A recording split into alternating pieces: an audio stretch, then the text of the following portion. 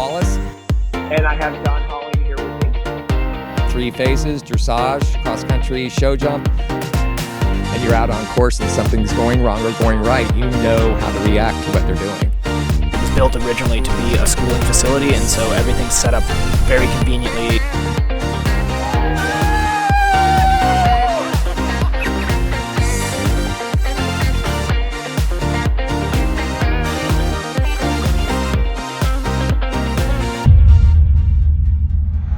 Welcome to the Jon and Rick Show, brought to you by Horse Trailer Pros. As always, we're very excited you're here. Make sure you check us out on the Jon and Rick Show Facebook page. We're on YouTube. We have the Jon and Rick Show .live. Is that right? Or .tv? Yeah. .live. So you can check us out on and check us out on all the podcast players. So really excited you guys join us. We have a great show for you today. We have Robert Dover, the six-time Olympian and dressage captain. And we also then are joined by Rob and Karen Bowersox from Major League Eventing. Cool. Very cool couple. So really exciting show coming up. And Rick, I know you have finally settled in there to your new digs. It looks beautiful. I know I actually got to come over and see it the other day, but I love your spot there for your recording. Thank you. I'm in my corner next to the fireplace at Brickfield Farm. Yeah, and thanks to you and Jen for the incredible housewarming gift. We actually did a French press this morning. Nice. And it really, really good. So we appreciate it. I thought it was going to be an easier move because we're only 4 miles from the Jockey Club. Right. It's never easy. No. We just finally, getting things settled. And so, we're here. So it's great. The farm is amazing. We're having a great time. We've ridden the horses several times. They've settled in, as you know, and everybody else out there knows, when you move to a new place, horses don't act like they do in their old place. Yeah, they act more like they're at a horse show. And then, all of a sudden they get in a routine. They're all good. It takes several days, though. So. Right. Well, I'm glad that everything's getting settled in, and I'm very excited for you and Briggs. That's such a great spot and a beautiful home, and I'm really excited for both of you guys. So good luck. Thank you. Thanks a lot. I'll be asking a lot of questions. Right now we're even maybe looking at some footing being put in, but it's project. We have the project board. It's really long. It's like the wish. Like the wish board. You put it up there, and eventually it will happen. So you brought something to my attention, and we're going to talk about the results of that from the first advance. But you talked to me yesterday, and you were going to Lowe's. And what were you doing? What was I doing at Lowe's yesterday? I can't remember anything. Oh, I was building a jump to help prep the horses for try-on. So I heard from a little birdie that the spray jump, I don't know what they call it, but I call it the spray jump from WEG, was going to be on the course, which is not the waterfall in the water jump.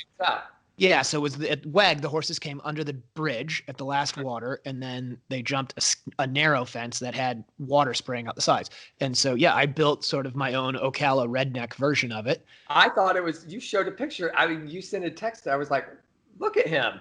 Yeah. And then I called Elisa. I said, John's doing this. She goes, I'm going to be there. So it just seems to me it's one of those things it's a neat idea for a cross country course, but it is a little bit silly. It's not something you'd ever see in real life. And then you go to these horse shows and the horses are expected to just know how to do it. So I try to keep track, and I was going to build one anyway because I thought it might be on the course.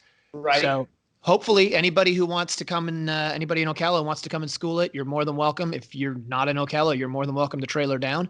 And with that, have it be ready. That's a good point. And right now, I think we have, talking about Ocala, Florida Horse Park, we have Emily Holmes interviewed for the first advance going across the country. Do you want to take a break and watch that interview and come back after that? Let's quick head out to the horse park. We'll catch up with Emily and hear what she has to say. Sounds great. We are really excited because the advanced here at the Florida Horse Park has just started, and we're lucky enough we caught up with Emily Holmes here, who really spearheaded this whole campaign to get this done. So Emily, thanks for taking a minute to join us. Yeah, no, thank you guys. Super job. Thanks. It looks terrific. I think we had the first horse on course coming out here. Yeah. So tell us about your the advanced hanging logs. You think that's going to work well today? Yeah, I think it's a great question. It's a pretty jump. It's really decorated really well. Fence 13, so it's further along in the course. Yeah. Right. So how are you feeling right now as the first horse is on course? I'm gonna throw up. Are you? I'm really nervous, but also I'm really excited. I started this 2 years ago. I went to the Area 3 meeting and I said I'm gonna put an advance on the calendar, and everybody thought I was crazy. So it's really been 2 years in the process. So I'm shaking a little bit. I'm just really excited. But And Clayton did the design? Yep, Clayton did the design. Tommy Neneman built almost every jump. Ocala Jockey Club, Pavla was super. She let us borrow some for the event, which was great. But other than that, yeah, shout out to Pavla. That was awesome. So other than that, yeah, Tommy built everything. Mark McCleary did all the groundwork. So I'm just super excited. So I can tell you by competing here, Clayton Fredericks has done a great job of just kind of changing it up a bit. Yeah. We're so used to having the same kind of roundabouts. Yeah. And he's made it so we had to think a little bit about where we're supposed to go. That's good. Yeah. Yeah, no, Clayton did a great job, and it's super exciting because a lot of the work that you've done with the groundwork is going to benefit all of the levels. Yeah, so almost all of the groundwork benefits every level. The big mounds in the back. The additional obviously will not be used for every level. And then the old water, you pulled all the banks out of. Yep, That was exactly. beautiful. So no more, And it's no more exciting ugly because bank. I know you put a ton of effort into this. The guys built it. Clayton designed it. And Tommy and Clayton. Yeah. And also that the local event team really stepped up. Oh my God, there were so many people that came to the fundraising that we had in January. There were so many people that donated money, sponsored jumps. So talking about Clayton, here he comes. Let's check out Clayton come through here. So the question is he going to get the 2 or the 3? I think he's gonna go for 2. Nope. He's going 3. He's going 3. He's going 2. Whoa, He did 2. baller. All right, look at that. Just like the designer asked.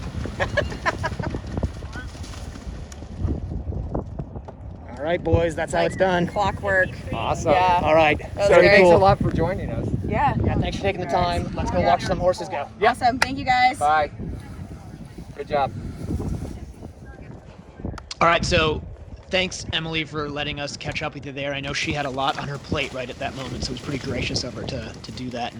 And the course did ride great. I know hopefully we're all getting to watch some of the cross country going right now as we speak. The course generally, I thought it rode great. Yeah, I really like what Clayton did because, again, I've said this before in a show. You go to the horse park and you kind of think, well, you go this way or you go that way. Now he zigzags across all the property, which is really cool, but it also makes you think. Well, absolutely. And I think the horse park did a really smart thing this year. They actually have 2 designers there.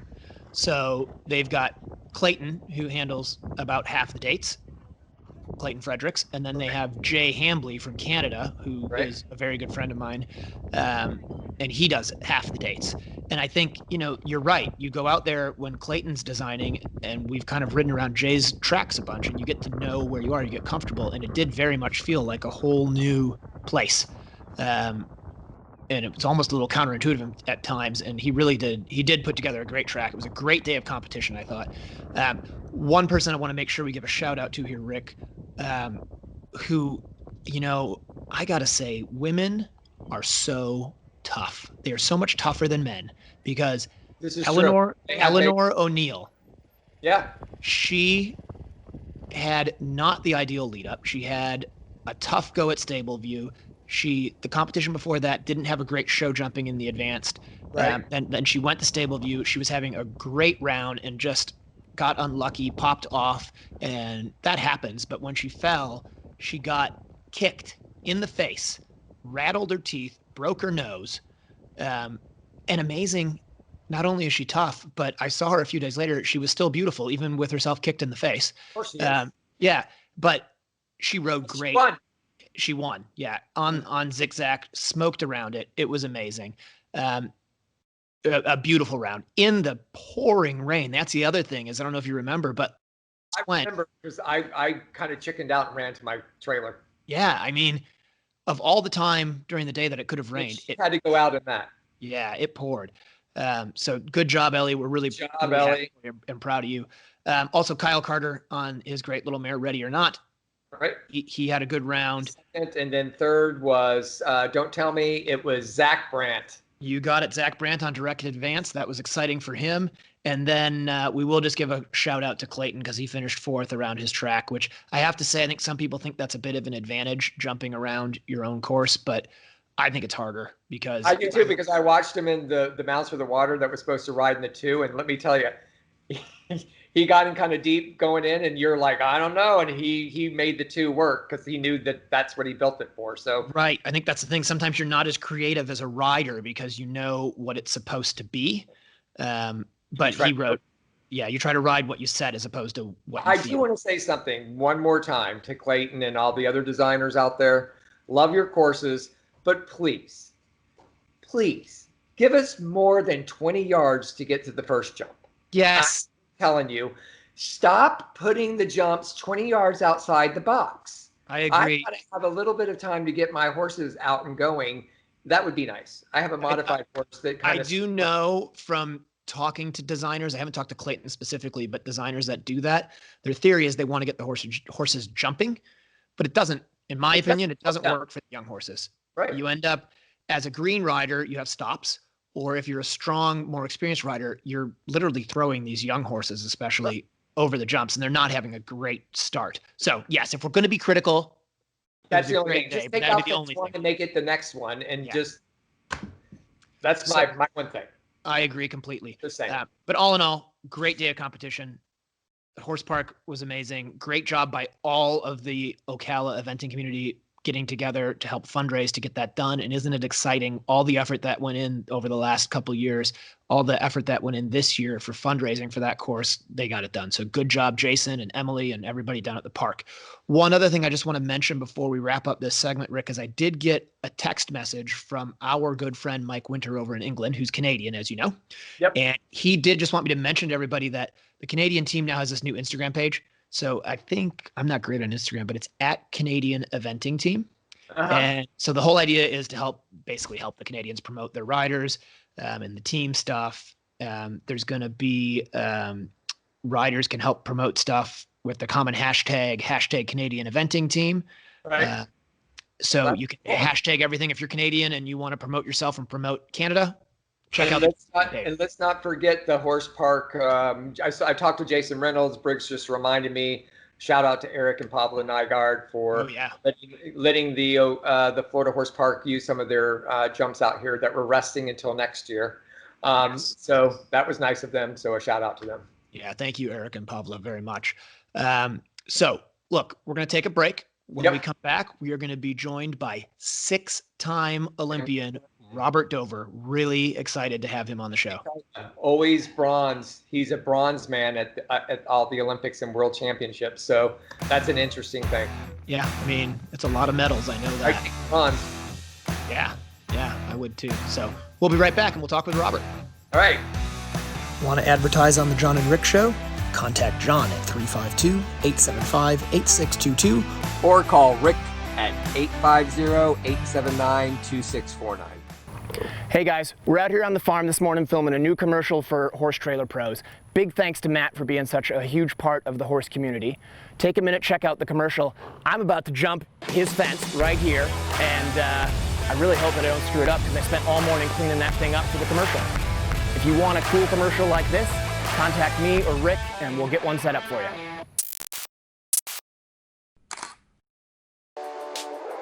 For a horse owner on the road, your trailer is essential. No one enjoys being stuck on the road. At Horse Trailer Pros, we repair, renovate, and maintain all makes and models of horse trailers. We work directly with your insurance company or manufacturer for warranty repairs and insurance claims. Our state-of-the-art facility provides quick turnaround and friendly customer service. Considering a living quarter conversion? We do those too. Find comfort on the road with Horse Trailer Pros. Call or text 352-804-2131. HorseTrailerPros.com. Hey, Rick here. Do you have a horse suffering from poor performance, anxiety and fear, low appetite, agitation, or nervousness? Stress Less can help. Stress Less, the hot horse remedy, is veterinarian developed, show safe, all natural formula that promotes calmness, focus, and mood balance in horses experiencing stress related to training, showing, racing, stall rest, and travel. This equine supplement encourages calmness, focus, and mood balance without affecting the motor skills or energy levels of your horse. It promotes a more willing and balanced temperament with no drowsiness or impaired function, resulting in increased focus, a calm mind, and a happier horse and rider. Try Stress Less today and see for yourself why we think Stress Less is the best hot horse remedy you will find. Check us out at centerlinedistribution.net and on Facebook and Instagram as Stress Less Horse Supplement.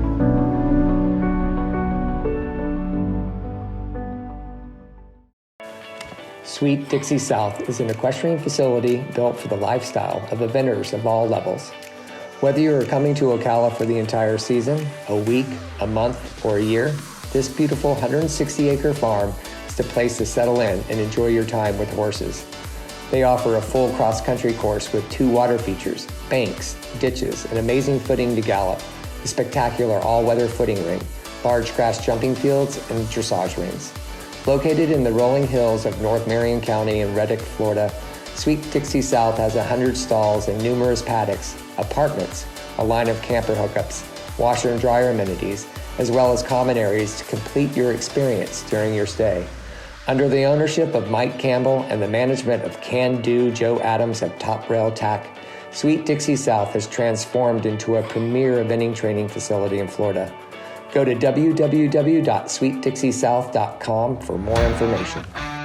Welcome back to the Jon and Rick Show, brought to you by Horse Trailer Pros. Rick and I are super excited because we are now joined by 6-time Olympian Robert Dover.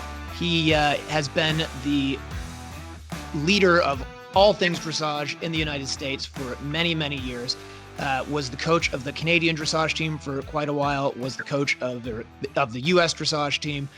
So Robert, thank you so much for joining us. Really excited to have you. Hey, it's great to see you guys after such a long time. Looking forward to having a great chat. It's going to be fun, Robert. You know,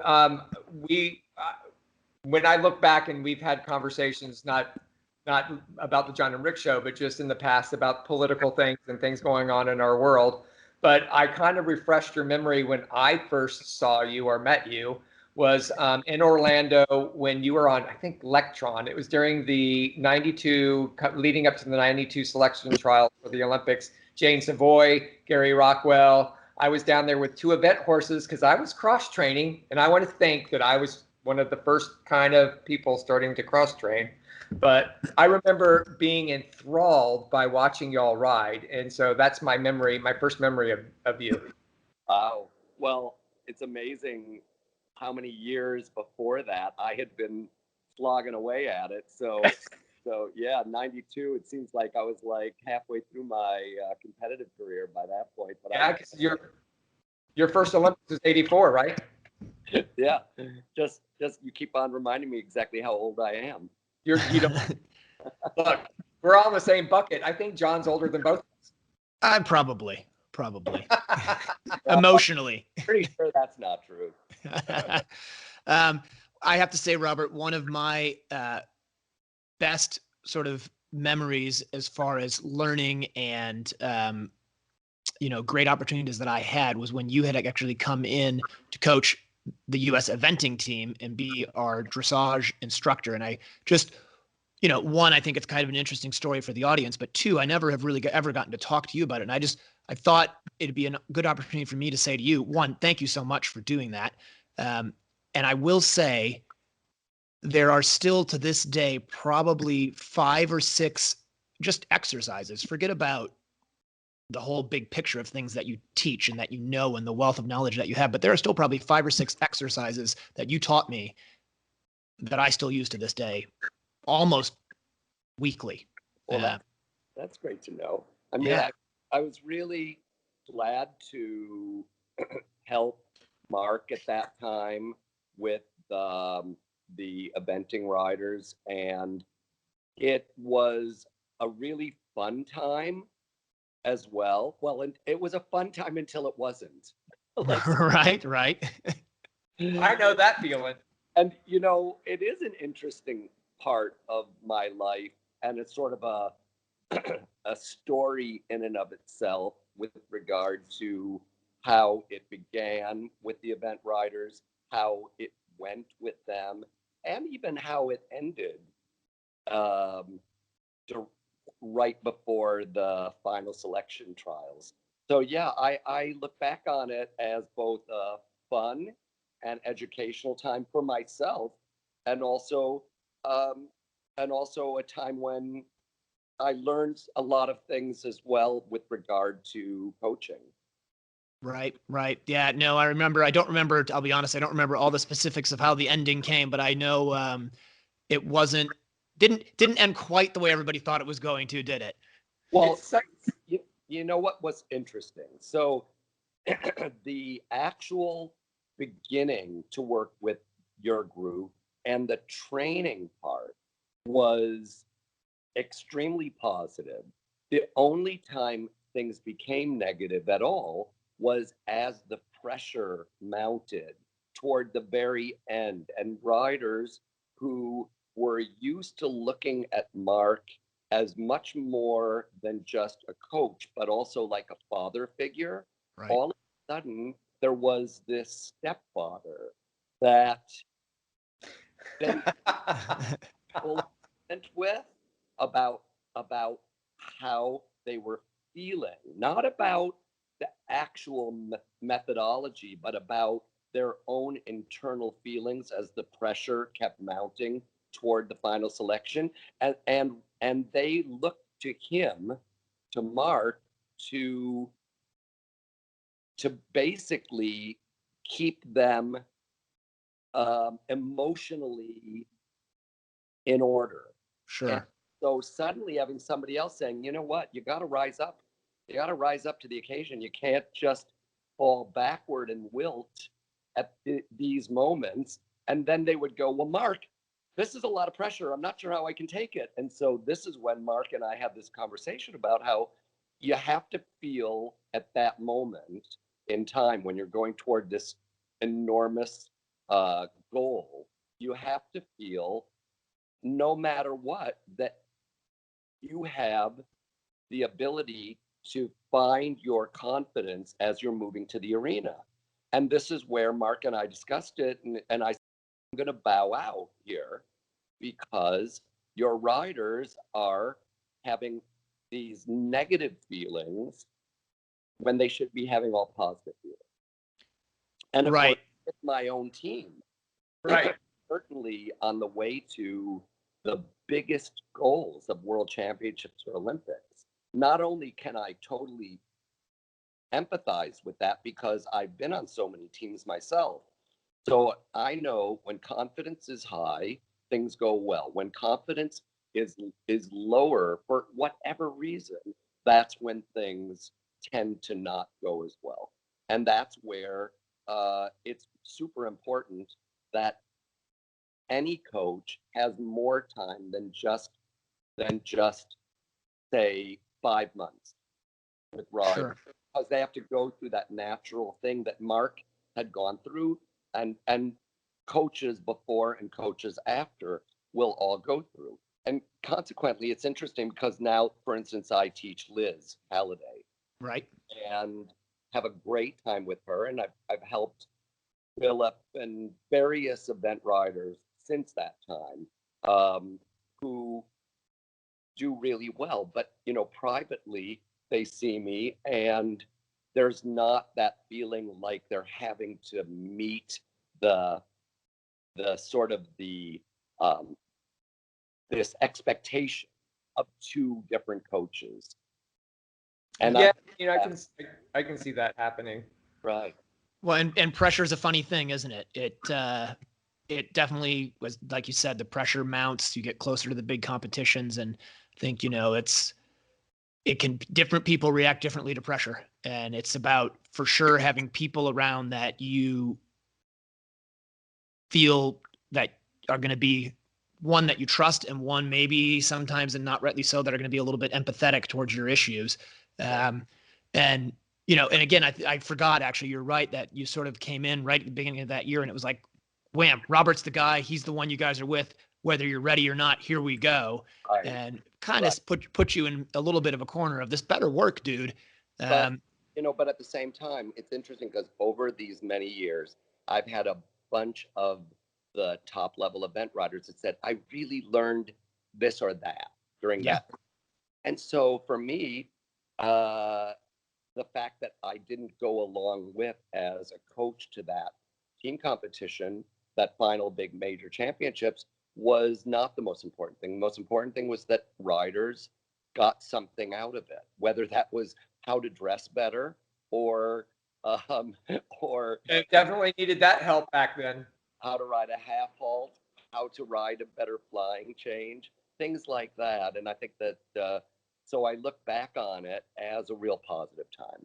Yeah, I mean, you're absolutely for sure, and you should, because I know there's a lot of us who learned a ton. I mean, major things, huge stuff like the exercises I was telling you about, and how to ride a test better. I remember riding around and you wouldn't let me put my leg on the horse because my horse was quite lazy, and I to this day still occasionally be like, okay, take your leg off. Robert would be right here yelling at you, take your leg off, stop kicking and grinding away.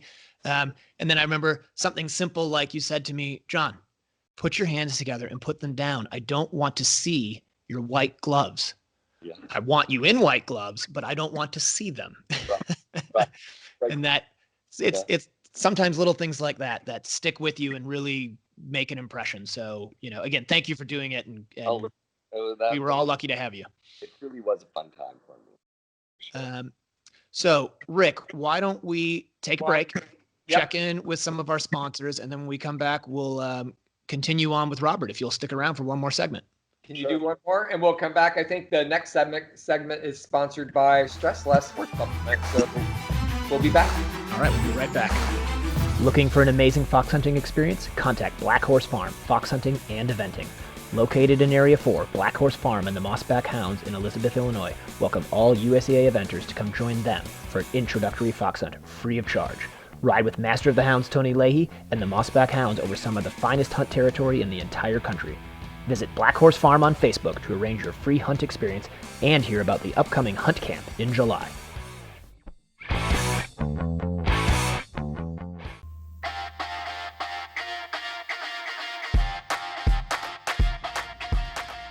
Jump for Joy USA has what you need for your private farm or recognized competition. Our jumps are no maintenance, easy to move, and affordable. No scraping or painting necessary. We offer jump stands, wings, fillers, water trays, and more. Poles are wood-filled and available in 4 weights and lengths. And we now offer octagonal poles. Our cross-country portables and brush jumps are extremely useful and have been used for training by the British eventing team since 1990. Easy to move from the arena to the field and no tractor required, so you can change your setup often. We ship coast to coast in the USA and Canada. Visit our website, jumpforjoyusa.com.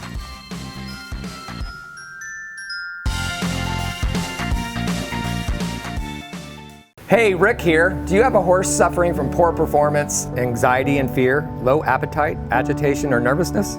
Stress Less can help. Stress Less, the hot horse remedy, is veterinarian-developed, show-safe, all-natural formula that promotes calmness, focus, and mood balance in horses experiencing stress related to training, showing, racing, stall rest, and travel. This equine supplement encourages calmness, focus, and mood balance without affecting the motor skills or energy levels of your horse. It promotes a more willing and balanced temperament with no drowsiness or impaired function, resulting in increased focus, a calm mind, and a happier horse and rider. Try Stress Less today and see for yourself why we think Stress Less is the best hot horse remedy you will find. Check us out at centerlinedistribution.net and on Facebook and Instagram as Stress Less Horse Supplement.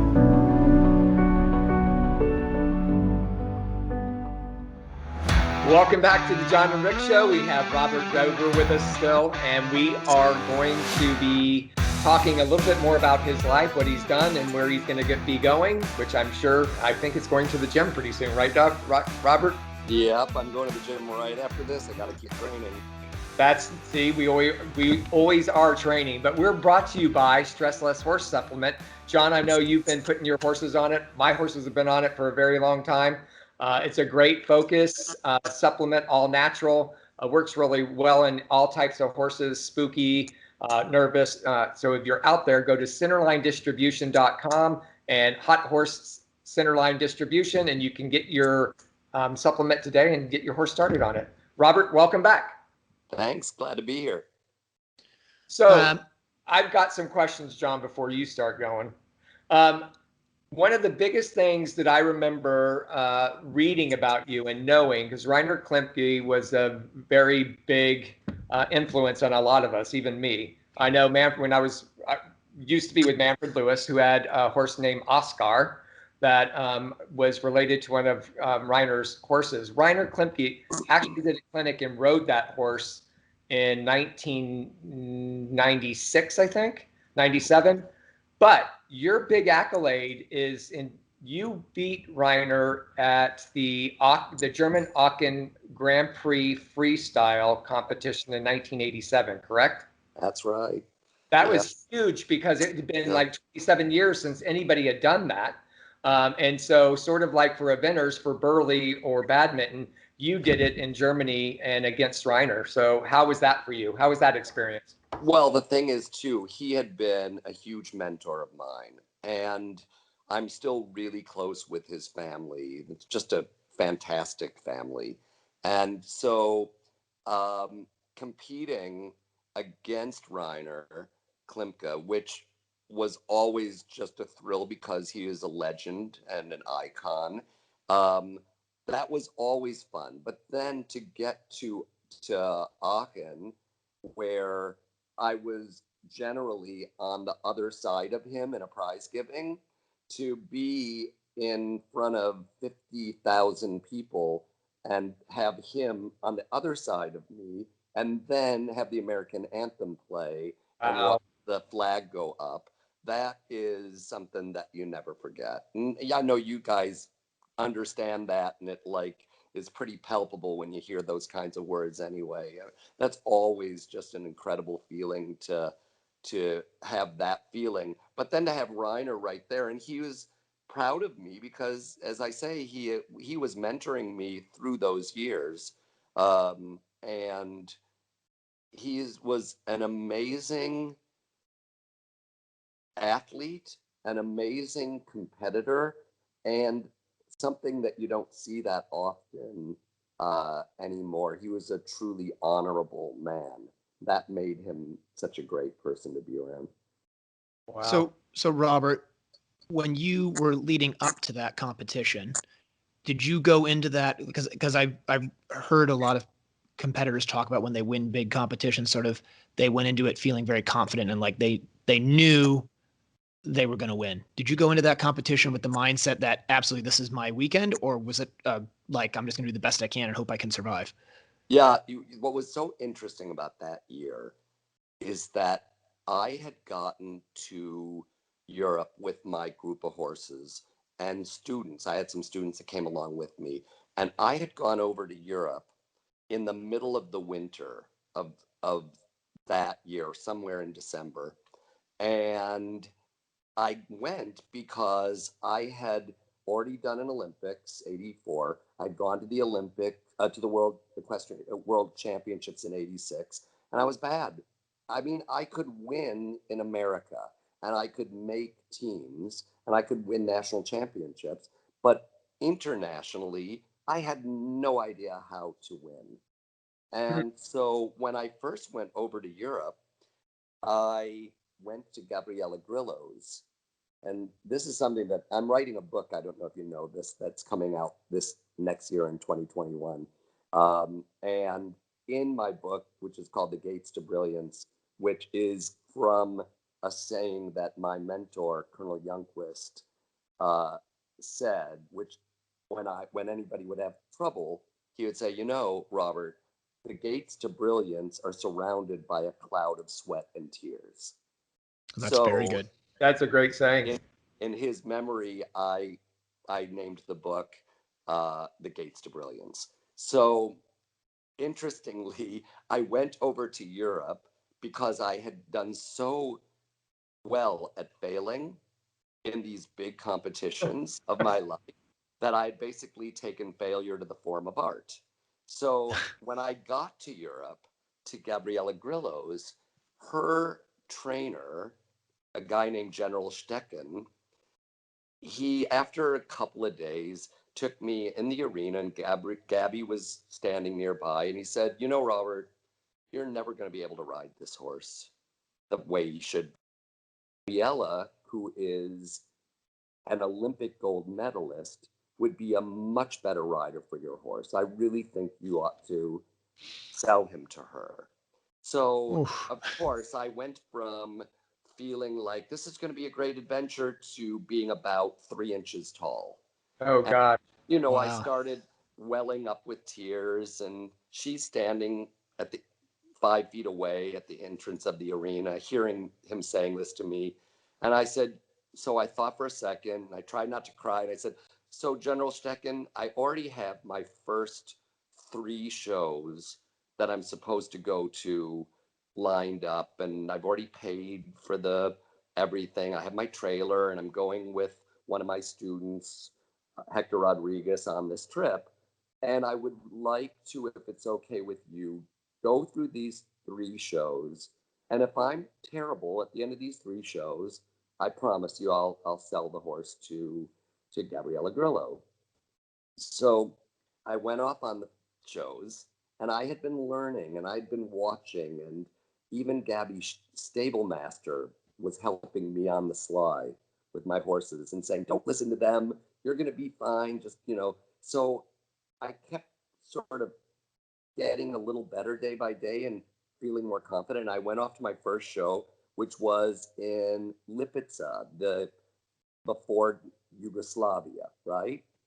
Hey, Now, Robert, yeah. your frame's going out. There you go. Is that Perfect. You're better? back. More, a little Okay, bit more. Sorry. That's all right. Is that better? Yeah. Perfect. Sorry. So I went to this first show in Lipica, and I went into the Grand Prix, and I was third out of, I don't know, 30 or That's good. something horses. So I thought, and what was so interesting is the judge came up to me and said, Robert, I just have to tell, and this is after the freestyle, he goes, I just have to tell you, this freestyle that you did is so much better than the freestyle that you did a month ago in Essen at the World Cup finals. And I said, thank you, Mr. Nigley. And I walked off thinking, it's exactly the same. I did exactly the same test to the exactly same music. Only now I wasn't making any mistakes. That gave me a boost. I went to the next show in Venice, and I was second to Christine Stugelberger. And then I went to the third show in Lausanne. So this was like a tour. And I got to Lausanne, and I went into the Grand Prix, and I won it against this young German lady who was this unknown rider to most of us. Her name was Nicole Uphoff, on a famous horse. Then later that year, the famous horse Rembrandt. Well, there you go. So yeah, I won, and the next day I did the Grand Prix special, and she beat the crap out of me, and that was the beginning of her really rise to fame with Rembrandt. But I was also doing well, and from that show, I did 2 more and went on to Aachen and won that big class in Aachen. Wow. And this is where after it, I came out of that class thinking, okay, this is a lot. It was a whirlwind. And when you come out of Aachen, the ring, and you do well, there are like 100 kids wanting your autograph. And the press and all of these people, and the same guy, General Stecken, saw me with the press and all these kids and all these people, and he comes running up, and Gabby is 10 feet behind him, and he puts his arm around me, and he says, Robert, I knew you could do this. I knew that you could Look at that. like this. Gabby could have never done what you've done. And this was like sort of the beginning of a big turnaround for my career. Wow. That's an amazing story. Isn't that? It's amazing on a lot of different levels, isn't it? Yeah, Well, definitely. And I think it's such a great story for our audience to hear, because there's so many people out there who, on their own level, we're not talking necessarily people who've been to the Olympics, but on their own level, everybody's been in that situation where either they've been told or they feel like they can't do it and they shouldn't do it and they're wasting their horses. If I had $1 for every time a student at a clinic would come to me and say, I've been told that this horse is too good for me. Yeah. And it always breaks my heart because I say to them, look, your horse is happy being out in the field eating grass. So you're not wasting the horse. And it's so great.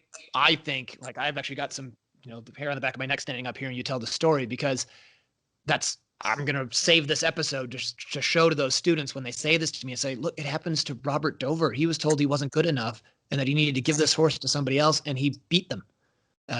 So thank you for sharing that. That was amazing. Yeah, sure. No, that's a good one. Yeah. You also had to have the mental capacity to take that like Robert did and then turn it around, because I'm sure it was a pushing ember for people that, to go out there and show that that's not going to be the case, so good for you.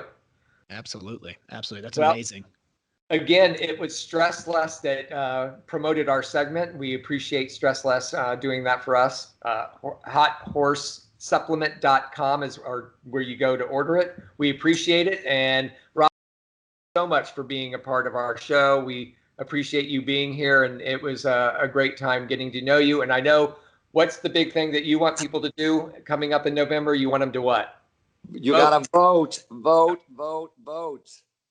John, you agree with that? I agree with that 100%. I'm all set. My voting precinct is literally about a quarter of a mile from my driveway, and I'm ready to go. So it doesn't matter what party you're from. You just need to get out and vote and let the best happen to all of us from that.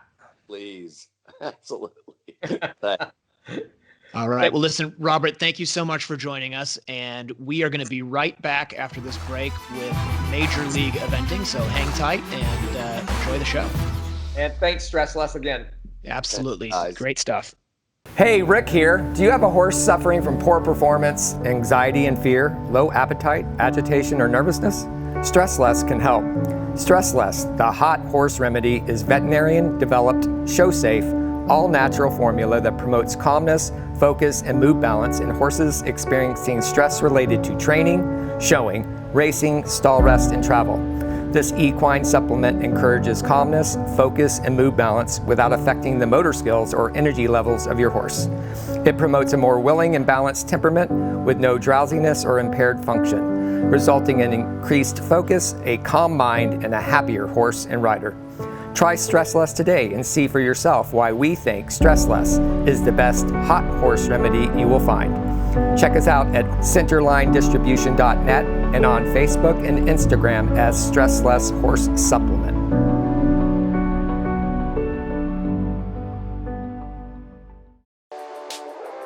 For a horse owner on the road, your trailer is essential. No one enjoys being stuck on the road.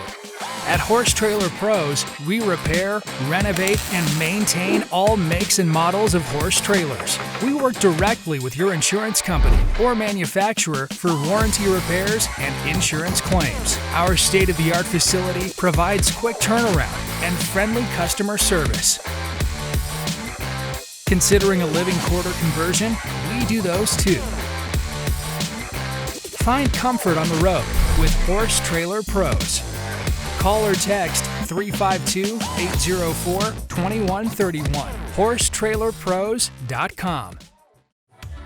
Summit Joint Performance, the injectable joint supplement used by numerous international and Olympic riders, invites you to experience the winning Summit difference. Made of all natural ingredients, Summit increases mobility and comfort. Win your class with Summit Joint Performance.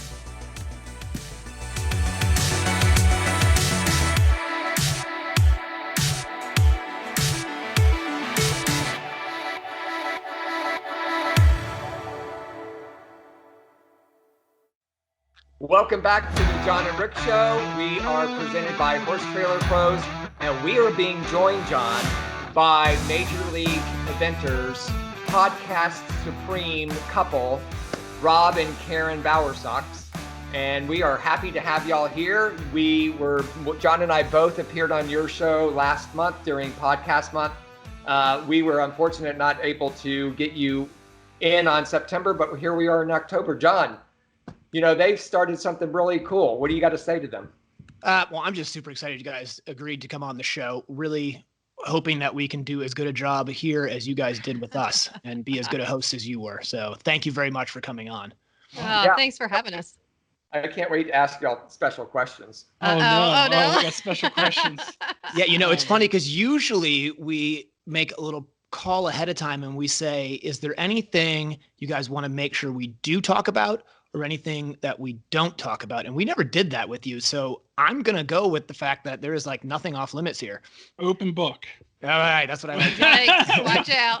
I don't feel all that. I don't feel all that very interesting. That's why the show is always about cool people like you guys, the writers who come on, and I try to say as little dumb stuff as possible. Karen kicks me under the table every once in a while and tells me just shut up and don't be so dumb. Or he deletes it. Yeah, I think you guys do a great job on the show, truly, because you do come at it from a perspective of, like, obviously you're both horse people, but a perspective of a little bit like, okay, so this is what the fans want to know. And I think that's such a great thing to have in a podcast about eventing, because, quite often you get, you get people who are sort of competing, and we make some assumptions that some of the audience maybe doesn't have. And you guys have done such a great job with your whole media empire, really bringing what is not a super mainstream sport more and more into the mainstream. So the question I had for you guys that Rick and I were just talking about is, how did you get this idea and how did you get eventing in your blood? Like, what's your story with that? How did this begin? Tell us. Defer to the bride. Well, I mean, eventing actually started with me. When I was younger, I competed equitation. I was at a hunter barn, and I was also in 4-H. And we took a trip to farms no longer around, Wonderland Farms. It's in Pennsylvania. And Bruce Davidson was actually riding one of their stallions. They were a Trakehner farm. And they told us about eventing, and I was like, oh, what's that? And actually, we went to Rick's Heritage. My dad took me there, and we rented a VHS tape of, it was either Burley or Badminton.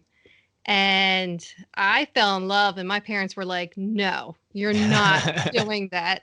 But I still followed the sport and continued with the equitation. And then we eventually got married, and I was able to get my own horse and started eventing. So that's how we got into it. That's pretty cool. So my question is, what year did y'all get married? Oh, 94. Do you even remember? 94. Remember. Rick, you got to let them know these questions are coming for Rob. Well, High school and then my sweethearts. next question is, I noticed that y'all have a company. It's an HVAC, air conditioning. What do y'all do? Plumbing? Well, yeah. So I did. My background's in HVAC and commercial and work, and then I kind of that whole business of what I did. I worked for other people, I never owned my own business, but it was I was really I did a lot of, believe it or not, sales training and a lot of relationship building in that job. So I've made many millions and millions of dollars for other people by Sorry.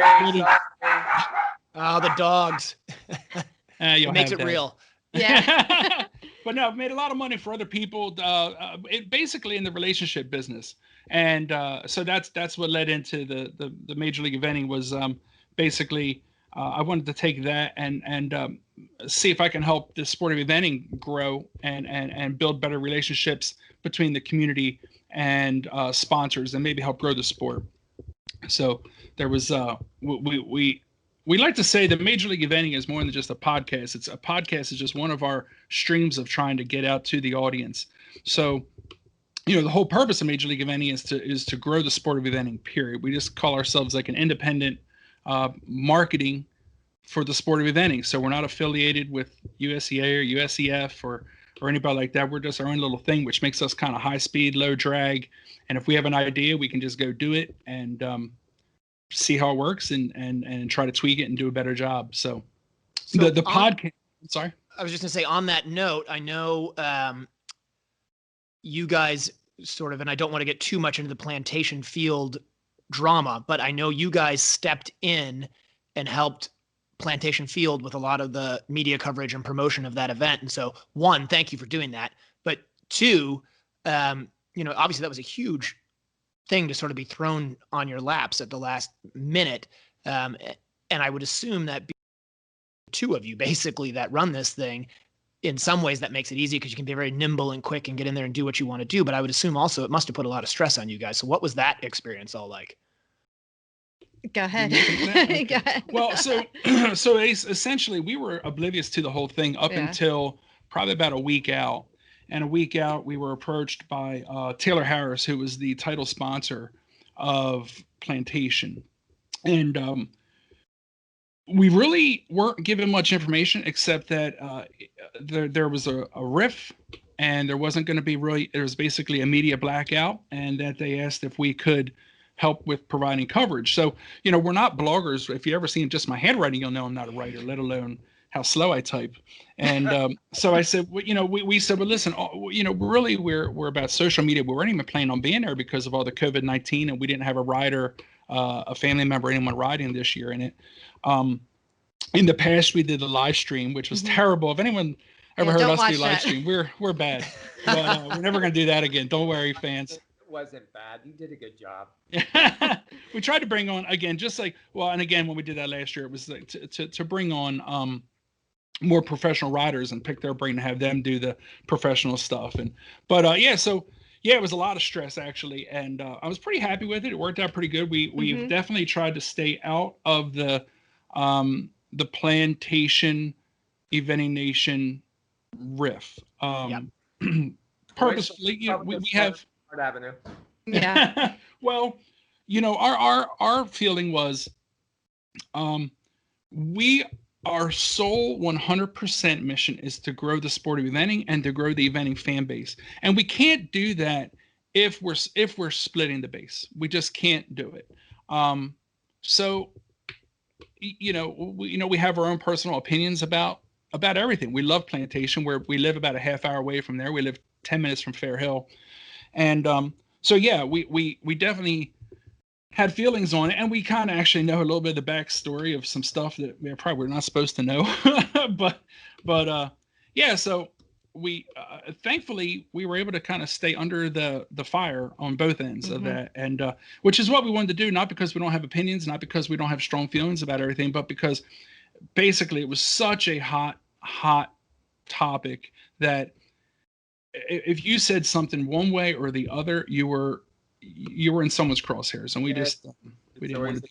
Tough thing to follow. I know Jon and I were talking about it in depth with several different people, but my hope is that we move forward. They find a common ground, and I do believe that they're coming around the other direction, and they being all groups and trying to have some conversations and find the right movement forward. We certainly hope that that event goes on and maybe something can happen that it still can. So Yeah. Yeah, for sure. It's amazing because it is a real community event, and they do a lot of great stuff for the community. If you guys have ever been there, I'm not sure if you guys have ever come up from Ocala for it, but it's year long. They have starter trials, they have schooling, they have schooling shows. Every year there's one of Boyd's owners, she's really big into dog rescues, and she does like a midweek dog show for rescues where it's like a fundraiser. So it'd be really sad to see all, but well, let's do this, Rob. We're going to take a quick break, check in with some of our sponsors, then I'd love to come back, just maybe touch a little bit on Plantation Field again, and then talk to you guys about what the rest of your year was looking like and where you're going to be, what you're going to do. So let's take a quick break, and we'll all be right back.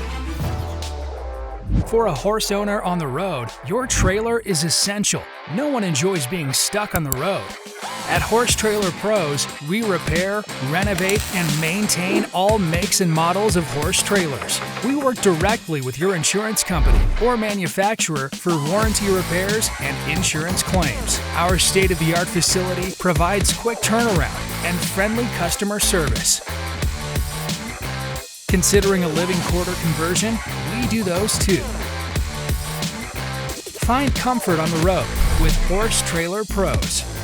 Call or text 352-804-2131. HorseTrailerPros.com.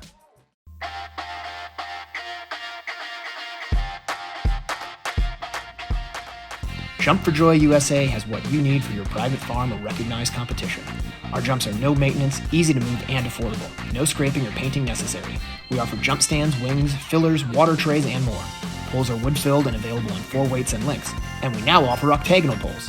Our cross-country portables and brush jumps are extremely useful and have been used for training by the British eventing team since 1990. Easy to move from the arena to the field and no tractor required, so you can change your setup often. We ship coast to coast in the USA and Canada. Visit our website, jumpforjoyusa.com.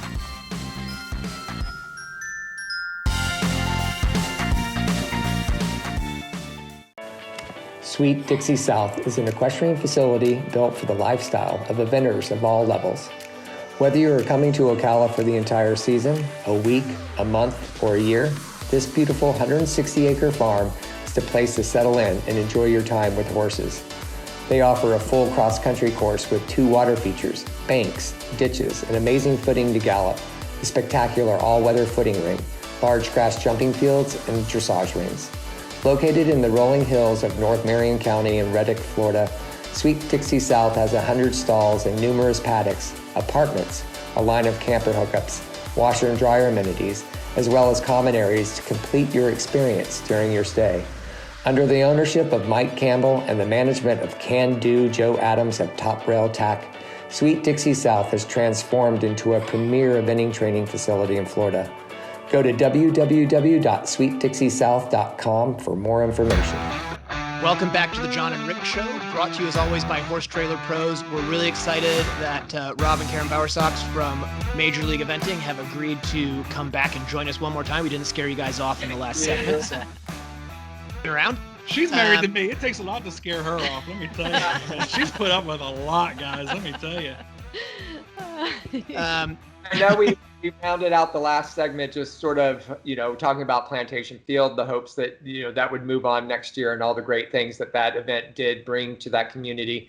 And I think, again, we're going to reiterate our thanks to you for being there and help cover it. And maybe we can go on and talk some other things. Like, I want to ask, okay, which interview did you like better out of the 2 of us? Yeah, because you told us both we won. Yeah. So Karen, I'm gonna leave that up to you. Who's interviewed? It's a tie. No, it's a tie. You guys both brought some really awesome stuff. And that's the thing. A lot of people ask us, like, who's our favorite interview? I mean, they're all our favorites. It's really hard to pick That is one. a hard one.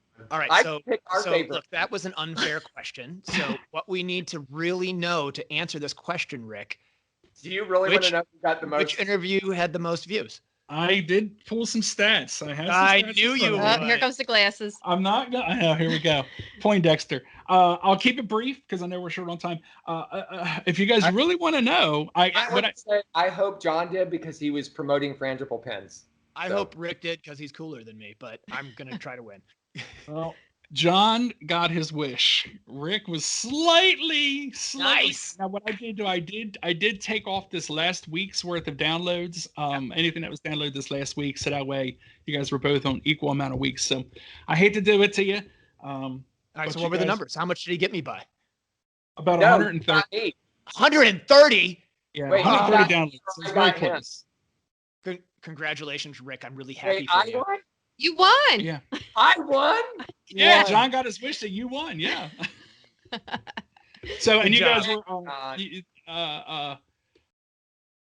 Rick's actually edged you out a little bit too in countries. He had 14 countries that was downloaded in, and John, yours were only 12 countries. So, man, you know what?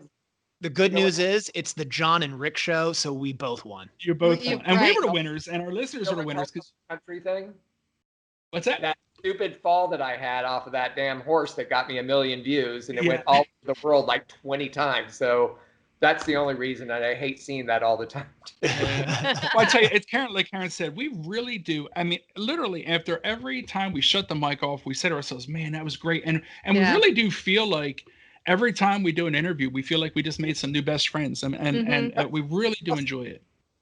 Well, we hope the Jon and Rick Show, that we have a lot of downloads for having y'all on the show. And in your episode, you're also in with Robert Dover. So very nice. So the point is you two have to carry the show. Yeah. No way. People don't even. It's very funny because people. We walk around and people know our dog more than they know they us. know our dog. That's pretty cool. I can understand that. So where do you guys go next? What's your plan? Are you going to be at any events? I know with COVID, things are up in the air. Who you like competition wise? Are you going to be traveling to anywhere to see anything? Possibly Virginia. Okay. Our son, he's going to Virginia, so I might be going there and doing some. That's about it. Yeah. I mean, Yeah, right now, okay. that's about it. Yep. Good. So John's going to Tryon with a 3-star horse, right, John? Yeah, I got 2 actually.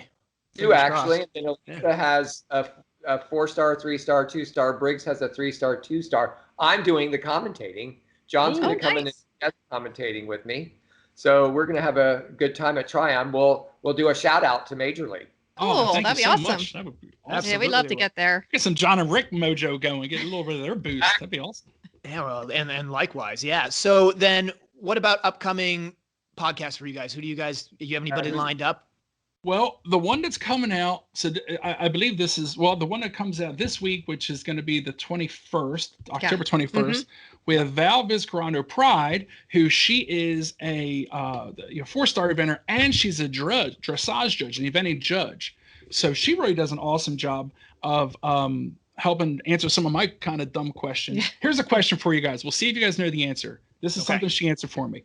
At the transition in dressage, what part of the horse or the person or whatever is that transition supposed to take place? Like, so where at the marker is it supposed to be? Yeah, so if you're supposed to go from like a walk to trot transition at whatever. Yeah, say A. It's over the letter. So I would say the rider should be at the letter. Yeah, over the letter with the rider. What did Val say? That's what Val said. Yeah. You guys are both correct. All right. Thank Ding, God. ding, ding. So you guys will that'll be out when it comes out, I'm sure. Whenever. Oh, good. She's a super girl or super woman, I should say, a great judge. And I've been lucky enough. I was stable across from her at Jockey Club last year. And then we happened to be riding at Blue Ridge this year, very close to each other in numbers. So I got to hang out with her a lot then as well. And it's funny how you get to know people when you are either stabled by them or competing near them. And so I got to know her a bit more this sort of last 12 months. And she's a cool lady. I'm looking forward to that interview. Yeah, it was really, really awesome. And I really picked her brain. And that's the thing. I can ask questions that maybe, like, that's the thing about what we're doing that's different than you guys. And why we started this was professional riders. You guys are on equal ground. You know, as a fan, we can ask the fan questions and I can be geeky and ask dumb stuff, but maybe that might not be. Well, I'm glad you asked the question about the transition because I was fairly confident in it, but I wasn't positive. And so I'm like, oh gosh, I hope I know this. But Rob, that's a really good question because I think there's a movement in is it the 5-star test that comes up for the transition before they track right at C. And when that test first came out, nobody knew whether to do it before C or when you make the turn at C, or it was interesting. People do always have that conversation of where that goes. And Marilyn Payne is a really good one to break it all down for everybody. She was the Olympic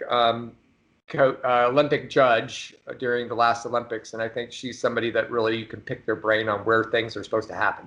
Well, and to that point, one thing that sort of with your question you had, Rob, I remember being at Kentucky one year and it was a new 5-star test, then 4-star, a new 5-star test that we were riding. And there was a question about you rode shoulder in on the center line and then you tracked right. And the riders didn't know as a group if you were supposed to stay in shoulder in and ride through the turn or if you're supposed to straighten on the center line and make the turn. I think everybody now knows how they do it, but I remember it was a big deal in the briefing and people were asking, and finally somebody stood up and asked the ground jury how they wanted it ridden, and they were very happy to tell us how they would want it ridden. How did they want it? They wanted you to stay in shoulder in and ride through the turn. Well, it makes it an easier thing to do. Right, and then you have bend. So yeah, just it's interesting because I think to your point, Rob, you sometimes feel like they're the judges and you shouldn't ask because you're supposed to be competing, but they're pretty open to talking to the competitors about stuff Yeah. like that. Right. We're really hoping that when people hear Val's interview that they realize, wow, she's a real person. I mean, she's galloped horses at the track. I mean, she's not like a perfect, person. She's came up just like everyone else. I mean, really, it's really, really awesome. So, and then we have Brian O'Connor coming up, which is a cool one. Yeah. That's a good that'll one, be too. fun. Wow, Yeah. he's a good interview. Yeah. We've had Brian on. Yeah, basically what we're doing is we're trying to see if we can snipe any of your guests. So with that being said, how y'all been? It seems that if I remember right, y'all been up for 3 years or 2 years since you started your page. We started April of 2018. I checked April Okay. 2018. Yeah. 2 years. You have over 4,000 members so far. 4,000. Oh, in the groups. Oh, yeah. Yeah. In the group. Yeah. And then I asked this question when we did our podcast. How many interviews have y'all done in those 2 years? Okay, so I got the number. I looked back and we accidentally misnumbered too. So it is 134 interviews to date, plus a bunch of like bonuses. So over 150 episodes in all. Yeah. That's a whole Yeah. lot. I remember this is episode 18. Is that right, John? That's right. Yeah. So we're at episode 18. We started. We got a ways to go. I've been watching you guys since the beginning. I remember I saw your very first one when you did it on the original Christmas hat episode. Yeah. Yeah. I like to think we're getting slightly better. Ooh, those were the days. Yeah, it's fun. You know what? We have a great time doing it, as I'm sure you guys have a great Yeah. time doing your show. And I am really looking forward to watching the latest interview that you guys do with Valerie Viscarando. And I can't wait to see Brian O'Connor because he is such a character. Okay. So very exciting to see that. Thank you both so much for coming on the show. We'll definitely have to have you back. What we really have to do is you guys need to get to Ocala, and we'll have you in so you can sit in on the studio and we. Uh-oh. John just froze at the very end. Of course I did. Well, then Rick, you're going to have to bring us out. Well, thanks again for having us both on your show last month. And we love having you here. Please come to visit us in Ocala when you get down. We'll see you again soon. And we're going off here, and we're going to come back to you in a little bit after these commercials. No, we won't be back after these commercials. Oh, the show is done. We're closing the show.